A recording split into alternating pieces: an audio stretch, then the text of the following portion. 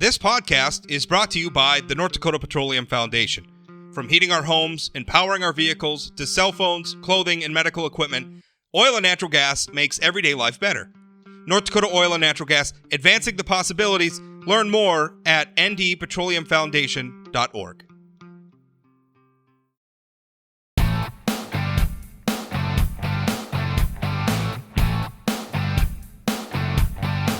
I've been doing these for a few weeks now, and I got to tell you, it's a lot of fun getting newsmakers on. Senator Kramer, Governor Burgum, whoever's making news, and having some Wednesday chats. But you and I usually on Mondays have a discussion because I'm usually on your show Monday afternoons. And Mondays are always tough. I don't know if people, we're going to whine a little bit as content creators about our jobs, but Mondays are always a little tough figuring out what to talk about sometimes. And so Jay and I usually have a conversation Monday morning about what we're each covering and what we might want to talk about on his show. And I thought, hey, that might be fun to live stream. So I guess that's the question for you, Jay, is what's on your agenda? Like, what's on your plate? What are you looking at for the show this afternoon? Well, before we get to that, let's be honest. You and I do have conversations. And what happens, Rob, we get on my show at 2:00 and a lot of times we don't even hit what we talk about. We seem to do better when you and I just wing it. It just all falls into place, man. It's better for us not to have a plan, I think, a lot of the time. Yeah. But this this works too. I know one thing that you and I think have both talked about a lot, and that I think's gotten a lot of reaction, and it's been interesting because I wrote the first column about this when the program was announced that the state of North Dakota was getting a grant. It wasn't much of a grant either. It was like a $10,000 grant from the AAA Foundation, and what the state wanted to do, what the Burgum administration wanted to do with it was they took and did sober ride vouchers, basically, with the rideshare program Lyft. Now, if we were going to do this long term, I would want to see it expanded to other services. Obviously, not every community in North Dakota has Lyft. I think there's other things. But as a proof of concept, not bad. I think it went really well because the outcome of it, when I first wrote about it, a lot of people had the attitude like, well, you're just subsidizing drunks. You're just subsidizing drinking culture. Why do we want to help that? And, I mean, the outcome was for $8,000, they got 800 who I think we have to presume are impaired in some way, had a couple of – because let's be honest. You don't have to be blackout drunk to be not over the limit.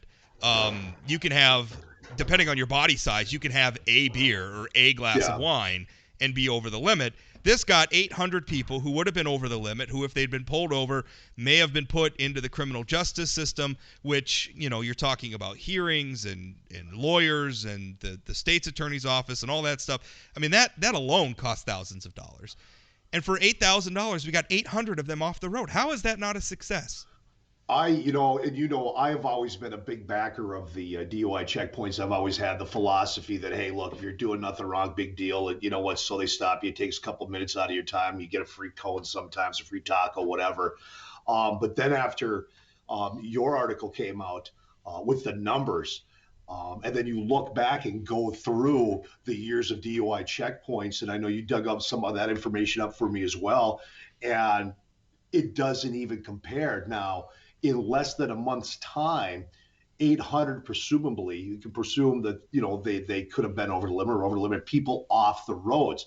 And at the end of the day, isn't that what it's all about? So for the folks out there that say, hey, look, all you're doing is subsidized drinking. No, what's happening here is we're making the roads safer. And I know I had some calls on it on my show last week. And, how many of these people got a ride from home to the bar? No, that program wasn't doing that. You couldn't call and say, hey, I need a ride to the bar. You had to be somewhere and you were getting a ride home. And again, 800 people. Rob, I didn't think they'd even come close to 100 calls on this program. I thought this thing would have been forgotten and gone away. But when you look at it, you go, oh, sorry, I thought I deleted that. No problem. Turn that off. I really, thought, hey, look, I even had businesses, Rob, called into my program that day. The first one was Mindat Gold Exchange out of West Fargo, Jack Seaman. He said, look, I'll give $500 and I'll challenge any other businesses to keep this thing rolling. It's a good program. It's working. No, you're right. I mean, when you get into small town North Dakota, you don't have Uber, you don't have Lyft.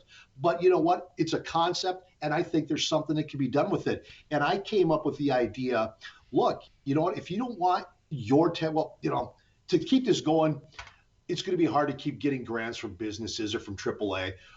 So why not? We are flush in cash. We have all this money. We're trying to figure out ways to use it. Why not use some of this money coming in to keep this program funded? Some people, of course, had a problem. Wait a minute, why is my money funding people to go out and get drunk? Well, like Rob, you put in your story, look, whether you like it or not, at the end of the day, people are going to go out. It's part of our culture. Yeah, they're gonna get behind the wheel and drive. So why not do this? Yeah. Why not add a small tax to alcohol in the state of North Dakota and put all that money into a fund, unlike the firefighters fund, that cannot be tapped into other than for this Safe Rides program? Well, we can talk about the firefighters thing in a moment, because that's something I think that's kind of flying under the radar that shouldn't. But the issue with I think you're right. Or whether it's a tax on drinks, or maybe it's something we tack onto the liquor license. Again, we're not talking about a huge amount of money. I mean, for $8,000, we got 800 people off the roads in March. I mean, if you spent $10,000 a month, you're talking about $120,000 a year in terms of the overall state budget. You push that out across all the different liquor licenses for the liquor stores, the bars, the restaurants. You add a few dollars to every one of those, and you're gonna clear that no problem. And now you're paying to get hundreds and hundreds and hundreds, maybe thousands, depending on how far you expand this, of people off the road. And it doesn't just have to be rideshare programs. It could be traditional taxi services as well. And it doesn't just have to be those either. I could even see where, and I'd be willing to a debate on how we design this, but if you had civic groups that wanted to run, a shuttle bus or something going around and picking people up, stuff like that, the goal is safe roads, right? Yeah. The role of alcohol in our society, that's a separate debate. And we've had that debate going back to Prohibition and before, and we can continue to have that debate. That is what it is. But we know what's happening now. People like to go out. They like to have a few drinks. And going out, you don't have to be you don't have to be an irresponsible drinker to have to get above the legal limit. Right? So if we can help somebody who's gone out, they've had a couple of glasses of wine, they're saying, oh, shoot, I should get home. If we can help that person make a better decision than getting behind the wheel of their car, then I think we all win. There's another thing, back to the DUI checkpoints. And that, again, I've always been a supporter of them. But I don't know in Minot or Bismarck or anywhere else to say, but I've always said it's interesting that why don't we have these, if these DUI checkpoints are about getting as many drunk drivers off the road as possible, which I'm, again, all in favor of, why aren't these DUI checkpoints like on 13th Avenue, a main thoroughfare in Fargo, after happy hour? Why aren't these around NDSU when there's a Bison football game? And I'm going to say all these people are drunk. I'm just saying, it's some of the spots they put them. It's like, really they announce them beforehand, so I guess the really organized drunks can, I guess, avoid them. This program it's a drop in the bucket, and look what it did in 1 month. Yeah. I mean, that's really what – I mean, we can have a debate. I've never liked the DUI checkpoints. I've always thought it's a little bit of a papers, please situation. I guess the inter-libertarian in me just kind of gets hives at the idea we're just going to, stop everybody along a particular roadway. No. And I don't know how effective it actually is. And really that's what we should be measuring is what is working. Right. Yeah. And I think this is something that, however you feel about DUI checkpoints, this is something that could work better. So I think you and I are in agreement, Jay.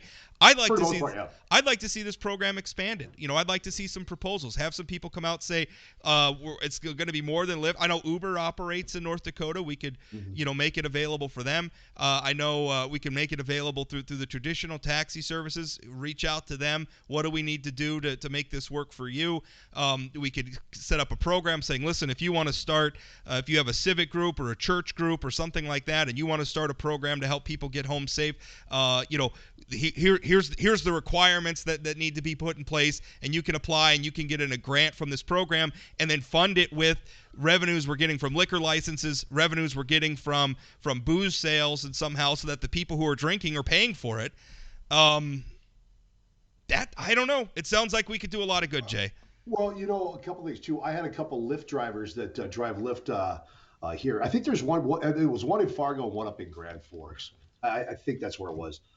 Reached out and said, "Look, man, I was so busy during this program, which is a good thing. But I also had people reach out and say, look, you know what? I don't want a bunch of drunks in my car. I'm a driver. Well, look, you drive Lyft and Uber. What do you think a lot of those calls at If nighttime you're if are you're driving already? if you're driving Lyft at 11 o'clock, Yeah, 12 o'clock, 1 o'clock in the morning on a Friday, Saturday night, who do you think is calling for a ride?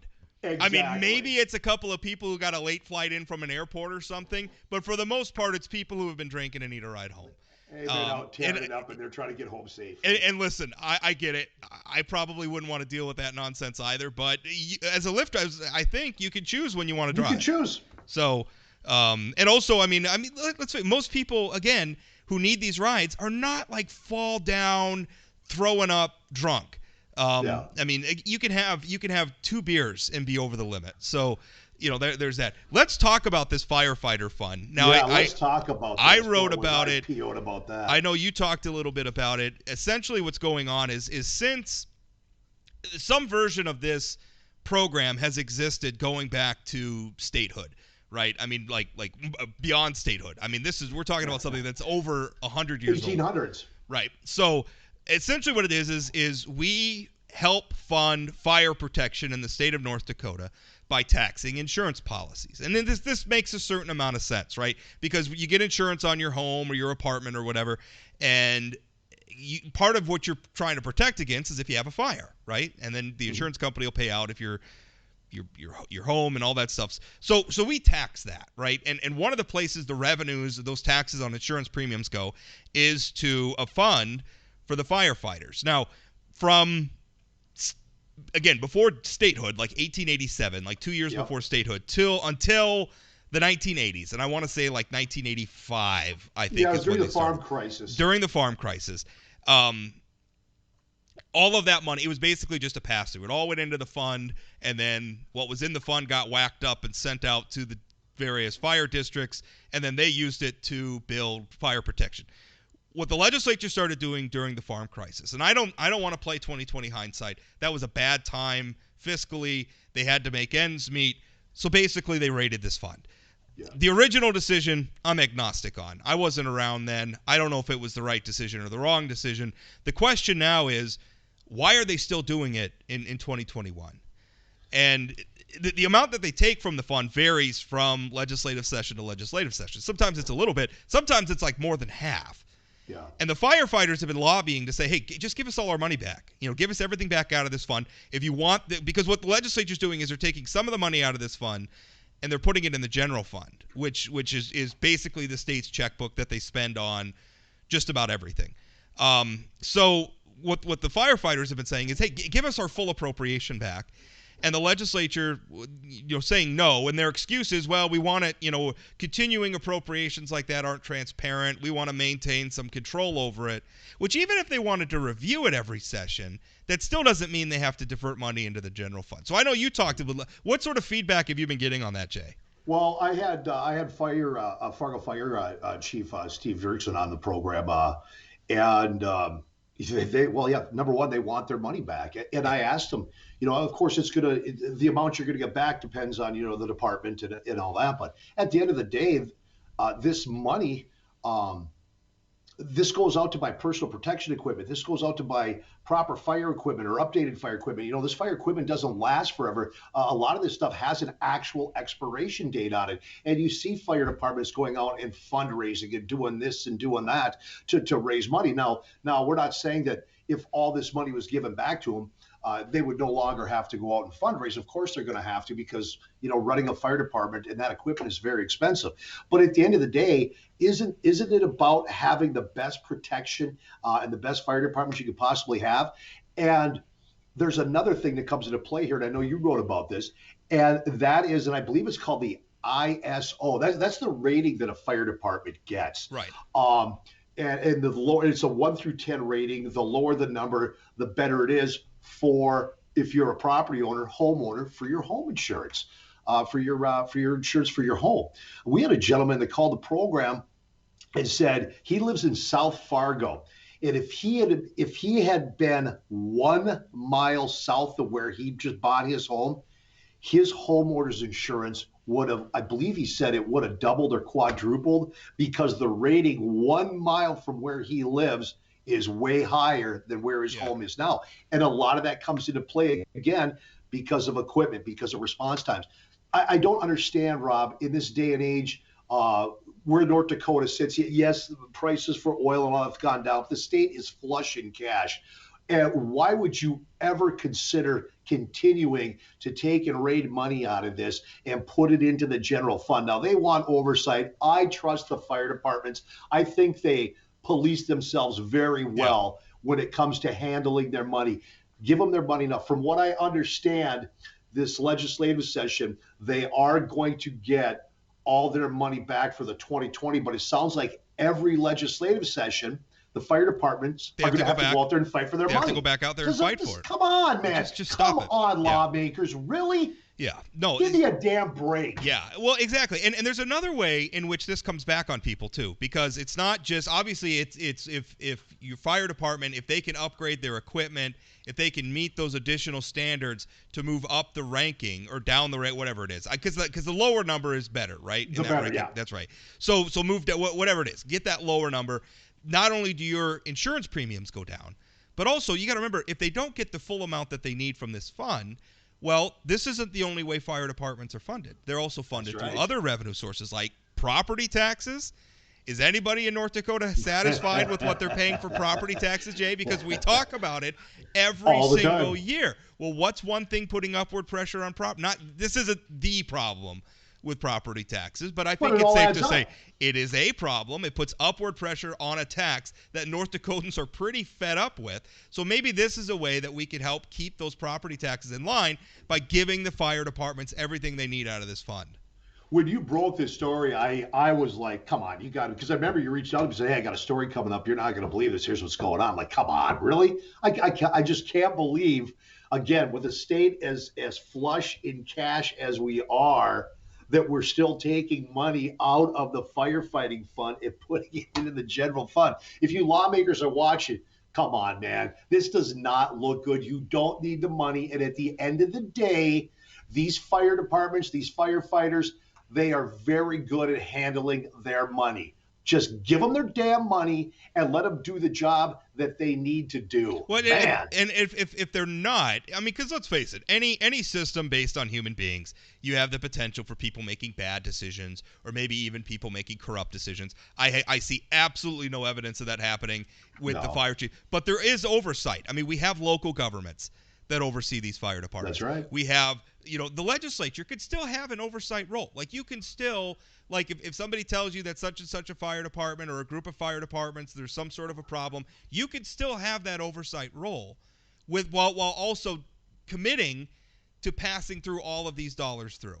Well, you also have the North Dakota Fire Chiefs Association. Right. Now, I got to believe that this organization is going to be a good oversight because, look, at the end of the day, if they feel one fire department is getting way more than what they should be getting, well, this organization, or spending the money stupidly or something. Exactly. They're gonna blow the whistle on each other because when that gets caught, it's gonna hurt all of them. So this is something, and again, this might be like a really boring part of state government that not a lot of people are thinking of, but this stuff matters. I mean, think about it when your house is on fire. It takes a fire department forever to get there because either they don't have the equipment they need. Or they don't have the force they need. Let's not forget a lot of our firefighters too, Rob, are still volunteer in this state. Yeah, a lot of the rural firefighters are not. Those are not full-time jobs. Those are part-time jobs. And there's a lot more that we could be doing them. So that's pretty interesting. What else is on your agenda for the week? What else are you? I'll tell you something I wrote. It's going to be my print column on Wednesday, and maybe some people are going to be mad at me about it, but I think we're lowering the flags too often. Do you feel that way? I'm 100% with you on that, Rob. Matter of fact, Alex and I Saturday, we were going out Saturday afternoon. We like to go out, grab dinner, grab lunch, a couple cocktails. Yeah. And we're driving out to an establishment. And she goes, "Why are the flags at half?" And I'm like, "I think that's for." I don't know. honey, I don't know. I thought it was for former VP Dayton. She said, no, that wouldn't be for him now. Why were they at half staff in North Dakota this weekend? Let's see. It was there was Mondale, there was Elsie Or Hastings. Mondale. They had the Indianapolis shooting. I mean, these are just the ones that I actually went. If you go to the Governor Burgum's website, they have the listing of all the press releases they put out, right? So every time the governor's going to sign a bill or he's announcing some new program or something, they have a specific category for flag directives. In fact, it's the only other. If there's flag directives and there's everything else, because there are so many flag directives that they're issuing, they have to have their own category on the website. And there were 4 flag lowerings this month. I think there were 7 or 8 since the beginning of the year so far. And that's exactly what made me think about it. My family and I were driving around, and I think one of my daughters asked, "Why are the flags down?" And I was trying to think, like, I don't know. And so when you reach that point where you're sitting there and you're like, well, I don't know why the flags are down, what does it even mean then? Because it's a symbolic thing, right? It's supposed to mean something, right? So it loses its symbolism if we're just doing it all the time. So for you, when should it not be lowered? I think sometimes, like when Elsie Hastings, a congressman from where was he from? Georgia? Something like that. When somebody like that passes away, I can understand, like, maybe his home state lower their flags. Sure. But why does North Dakota? Has he ever even been to North Dakota? Well, did North Dakota, when former Vice President Mondale, when he passed away, flags went down. Was that a directive nationwide, or was that just a Minnesota thing? Governor Burgum issued a directive. He did. Okay. He did. Yeah, that's on the website. But now we're talking though a former VP. So I don't know what the standard is, but I'm not sure. I think it's for dignitaries. I think because I had read it at one time, because I think you and I had this discussion a couple of years ago. I think when a former president or a former VP dies, okay. Yep. I think that when, like, a national tragedy, something like 9/11 happens, okay. Yep. I think that every time there's and again, I don't want to make this political or make this, but every time there's a shooting somewhere, do we need to lower the flags nationally every single time? I know it's tough, and I know people get emotional about it, but we're reaching a point where we've diminished the meaning of it. Personally, I mean, again, I know it's for dignitaries. I get that. I think this is just something too that should just be left up to each individual and let them decide if they want to put their flag down at half. Yeah. I'm with you though. It's just they're constantly going down, and I think it's losing its meaning. Well, and here's the thing. Here's what I think is driving it, because I don't feel like it used to, and we always say that, right? Oh, it didn't used to be this way, and maybe it did, or maybe I'm missing something, but it doesn't feel like it used to be this way. And I think part of what's driving it now is that you have social media out there, right? Yeah. And so who wants to be politicians take the path of least resistance? Who wants to be the politician who says, "No, I'm not going to lower the flag"? Yeah. Right? Yeah. So you're just the first politician that's going to do that's going to be Kristi Noem. You watch. Yeah. Well, all you're inviting is the social media pylon. So politicians are always going to take the path of least. Why pick a fight that you don't have to fight when the alternative is just lower the flags down, and you're probably not going to make anybody mad except for maybe Rob Port and Jay Thomas. But again, I think it is diminishing its. I mean, come on, when you're driving around, you and I aren't the only two that are driving around this weekend going, why the flag's down at half? Right. And if you don't even know, I mean, if you can't look at it and understand immediately why they're down, then you probably should have lowered them. That's a great point. I mean, let's see, I'm just, there's just off the top of my head, 9/11, we knew why those flags were down. When a dignitary dies, we know why. Do you think they should have been put? Did anybody call them to be at half for Rush? I think in Missouri. Okay. Which is where he's from. Home. I can understand that. Yeah, I can too. Right? Okay, I mean, he's from Missouri. But I don't think, like, North Dakota's flags needed to go down. And I say that, I thought Rush Limbaugh was hugely talented. Didn't always agree with the guy. Yeah. But, I mean, he was a huge figure in American politics, hugely influential. Missouri, absolutely. Maybe Florida, too, because that's where he lived. Sure. That's where he was living. Let's be, I mean, come on. Rush Limbaugh changed talk radio forever. Sure. Talk radio before. I mean, talk radio before Rush. I remember riding around with my mom in a car. It was Sally Jesse. It was Bruce Williams and TalkNet. I mean, it was it was damn boring. It really was. And Rush got on the air and changed everything. He sure did. So that's interesting. So what else is going on? I just wrote maybe our final topic. I just wrote a column about this. You may find interesting. You remember last year when obviously the pandemic was going on, the federal government was appropriating all sorts of money. And so the state of North Dakota got billions of dollars and we had a debate about whether or not there should be a special session because there should have been. Essentially, the Emergency Commission, which is the governor, the Secretary of State, the House and Senate Majority Leaders, and then the House and Senate Appropriations Committee chairs, they essentially made the decision. So we're now at the you're going to like this, Jay, because this is some inside baseball. This is fun.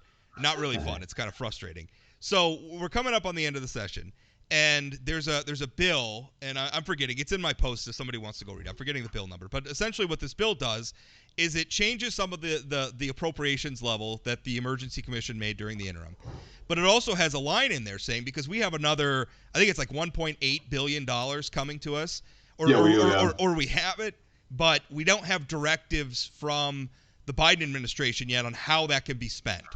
So the legislature's not really in a position where they can make decisions on how that money gets spent yet.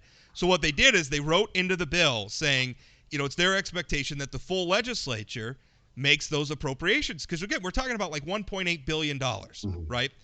Yeah. So we're right here. I mean, the session's going to end this week, right? I think they were talking Tuesday. I think they're talking like Wednesday, Thursday now. But this should be it this week. This bill hasn't been decided yet, which means it hasn't hit Burgum's desk yet. If Burgum vetoes that portion of the bill, the legislature can't come back and overturn. They don't have they're not in session anymore. They don't have an opportunity to overturn it. Now, I'm wondering, why did the House and Senate majority leaders put this bill off to the very end of the session? Because they sit on this committee, that's why. They get right, because if you're the majority leader, you're on the committee. You have a seat at the table. The hell do you care? You're on it. And look, there should have been a special session. This is a lot of money, and each part of the state got hit in different ways, right, whether it was business, personal, whatever, when it comes to the Rona. And yes, our representatives who we elect should be there helping to make the decisions and being able to sit there and fight for their district. Hey, look, we need it for this. But you got a half a dozen or whatever sitting on there making the decision. How the hell does somebody that's a lawmaker out in Western North Dakota have any clue what's going on in a district up in northeastern North Dakota? They don't. And you're right. It's because Warner and these two already sit on it. Yeah. And the two chairs, Ray Holmberg and Jeff Delzer, who sit on the chairs of and of course Doug Burgum, he's the head of the executive branch, right? And Al Jagger, he's a part of obviously elected separately, but he's a member of the executive branch. The American system of government, both at the national level and at the state levels, was designed so that you had some friction between the different branches of government. And that system works best when the different branches of government are standing up for their powers. Now, Governor Burgum, I think, does an excellent job, agree with him or disagree with him, for standing up for the authority of the executive branch, as he should. He's the head of the executive branch. He should defend the power of the executive branch. Yeah. Where's the legislature defending the power of the legislative branch? They're not there because they already sit on the damn committee. Yeah, well, right. So only select people within the legislative branch get to have a say on this stuff. And I'm sorry, Chet Pollard doesn't represent Minot. He doesn't represent Fargo. He represents his district in Carrington and that part of North Dakota.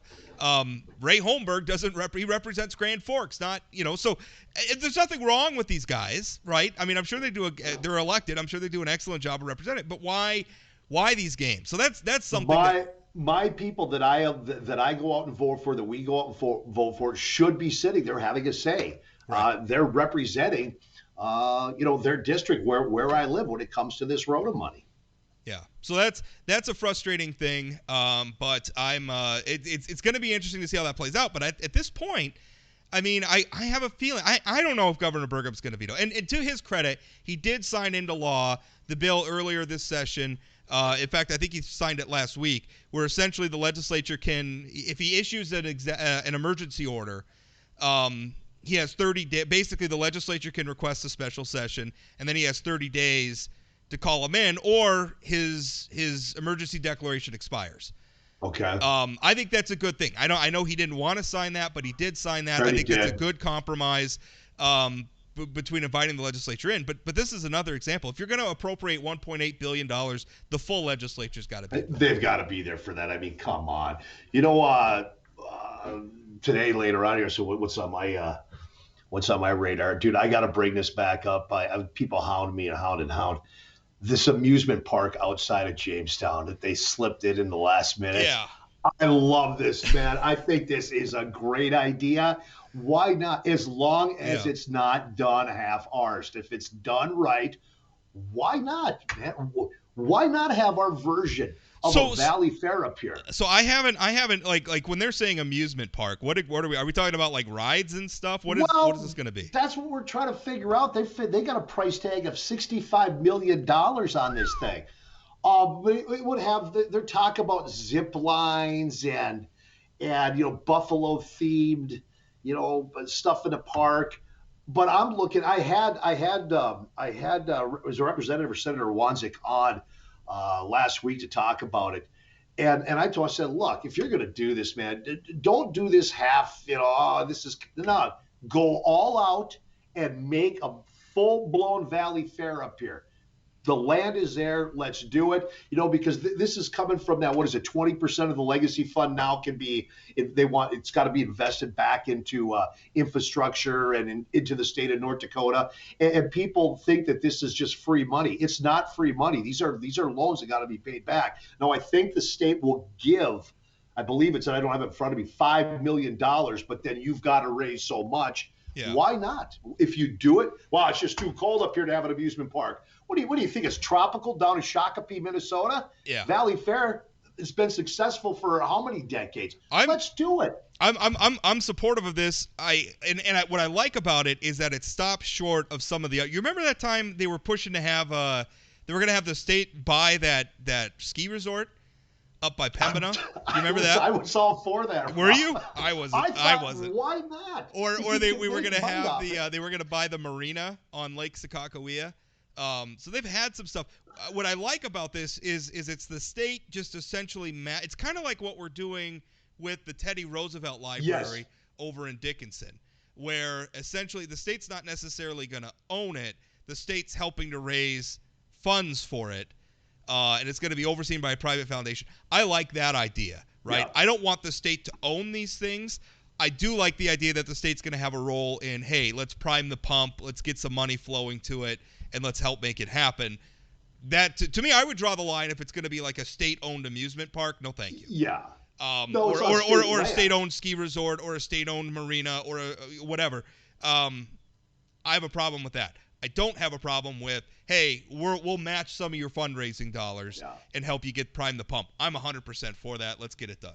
Yeah, and it sounds like they've already got some big pockets that want to get in on this thing. And let's bring that T-Rex over to that museum. The museum. Dude, how long have I fought for the T-Rex, man? I was so mad. Or wait, it's the Triceratops. Maybe it's that's a Triceratops. What it was. Yeah, you're right. It's a Triceratops. Yeah, that's right. I'm telling you, why not? If you do it right, if you build it, Rob, you know the line. If they build it, they'll come. That's right. Well, Jay, I think we got everything covered. You're going to be on, of course, WDAY AM 970 2 to 5.